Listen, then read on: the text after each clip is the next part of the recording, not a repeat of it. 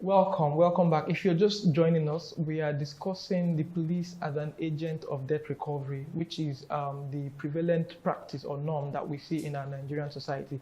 And Mr. Daniel, you just said from the illustration of a landlord and a tenant, you just rightly pointed out that a tenant has a right to tell the court whether he's owing or he's not owing, that he's not wrong on the go. Exactly. So now, and then he also told us earlier that it is actually wrong for me to involve the police before you told me that I should take the matter to court because the tenant has a right. I'm just wondering what is happening here. But then my next question is that do we really have people that take, like for instance, the tenant that the police has harassed several times, and then he ended up making payments or signing an undertaking. Maybe he was arrested and detained for a day or two, and all that, basically on that contractual or landlord tenancy matter. Do we have people that actually sue the police or the landlords and then get judgment against the police? Yes. Is it possible? Yes, it's very, very possible. There's what we call fundamental rights enforcement. Okay. Now, the procedure in fundamental rights enforcement is that you can sue the landlord or whoever the creditor was. The creditor, okay. Yes, for allowing you to stay in prison, for limiting your right of freedom of expression. Yes, for moving around, for allowing you to stay in prison for a certain period of time, for making the police to arrest you. In fact, the police can also be sued alongside in that suit. And even if the debtor does not have the means to do that on his own, there are certain civil organizations whom the law empowers to ensure that the fundamental rights of that debtor is preserved and protected and enforced. So you're saying that matters like this have actually been in court. This is not a new thing. No, exactly. It's actually had judgments in this light. Yes, there's nothing abstract about it. Okay. It's something that has happened over and over and over again. The challenge I believe we have is that we are not enlightened in this country enough to let the people see that these things happen and can happen. Okay. Thank you. Mr. Wasini, I want us to do a little juxtaposition of assuming but not conceding that you can actually go with the police or go to the court. I want us to do a juxtaposition of going to the police and going to the court. That means I want us to look at the advantages and the disadvantages. Take, for instance, if I'm going to the police, I would do what they call mobilization fee. I have to mobilize them. On the other hand, if I'm going to court, I will file processes. I will still spend money. So I want you to just give us one or two high points on the differences and the advantages and disadvantages of either using the police or going to court. Okay, thank you very much. Now, going through the courts or going through the police to recover debts. Now, both ways you spend money, okay, like you rightly pointed out. Going to the police, you have to mobilize them in courts. Now, if you want to also go through the courts, you have to pay for filing fees, you have to engage a lawyer, you pay a lawyer and all that. So, in terms of payment of money, it is a common ground that in both processes or in both options, you spend money. Okay. But looking at the longer term now, if you go to the police and you get that sum that is being owed you now, it could be that the sum that is being owed you, let's say it's 1 million naira, and the person has owed you that money for 5 years, even more. What of the interest in that money? How do you get it? If you go through the police, it is very unlikely that you will get interest on that money. But if you go through the courts, despite the delays, the seeming delays, you will still get interest on that money. You understand? Okay. So that is one advantage of going through the courts. Secondly, you also have what is called damages in law. What is damages?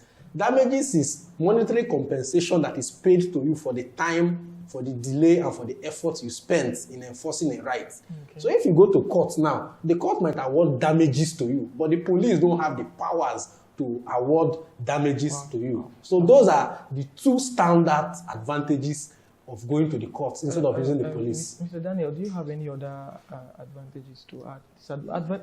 Yes, I do. For instance, in the landlord and tenant scenario that we are having, While when as a landlord you take your tenant to court upon expiration of his rent and he refuses to deliver or vacant possession of the property, Okay. you can actually claim for main profits. Okay. Now, what we call main profits is for the duration that he has stayed in the premises, in the apartment. After the expiration. Exactly. Thank you very much. After the expiration of his rent. Okay. So you can pay that, you can get monies in that regard, and you can pay monthly. You cannot, if it's the police, it's a different ballgame. You just there and then, and you'll be fine, because the makers of our laws are very considerate in times like this, that yes, this duration that this man has stayed in for a while, if he had put another tenant in that place at some point in time, he would have made money. So you cannot now come there and stay over and say, yes, because my rent has expired. No, you still have to pay for the rent that yes. Wow. It's really been enlightening. Thank you so much. I want you guys to give our audience your final thoughts on this topic that we have discussed. A lot of Nigerians out there are indigent. They're also not enlightened on the proper procedure, the legal procedure to recover their sums. And I believe that from today's discussion, they've learned a lot. So I want you to give them your final thoughts, Mr. Daniel. What's your final thoughts to Nigerians? All right. My final thoughts to Nigerians from what has been discussed and said over time is that if you have somebody who is owing you money, the police, or let me even stretch it a bit, some persons even go as far as saying the police will not be effective enough, so they even want to involve the Nigerian army. Whatever, in whatever way or manner you want to put it, yes, we see that happening. Yes, we see it happen every time. Yeah. They will even go as far as saying, look, the police no get power. We will use army, take show and say the police or the army do not have that right to give you your money back. The only legal way, or the only legal route by which you can get your money back or have your money back is through the courts. Because if you see that most times you will even be opened up to litigation at every point in time, if the procedure you took was wrong. And that's just my final thoughts. Let's be patient with the law. We'll get there. It's not a perfect system yet, but we'll get there. Thank you so much. Thank you very much. Mr. Wasini, what's your final thoughts to Nigerians? Okay, I think this issue borders basically on perception. You know, we Nigerians, we have this mentality of getting things quick, and it's not the best way. Going through the police, you might get a form of settlement, you might get your money. Going through the courts too, you may get judgment. But the question will now be, how do you now enforce that judgment? Going through the police now, it is difficult for you to enforce that because it is not even a judgment of court. Yes. So how do you enforce it? You can't enforce it.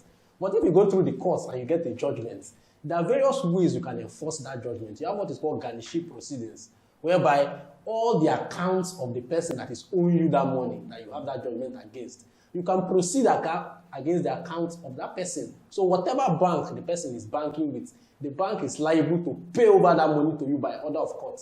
But the police does not have such powers to enforce judgment. Wow. So that is the way forward. Yes, it might be slow, as my colleague said. So in a scenario where the person does not have a bank account, and you want to enforce that judgment, how else can you also get your money back?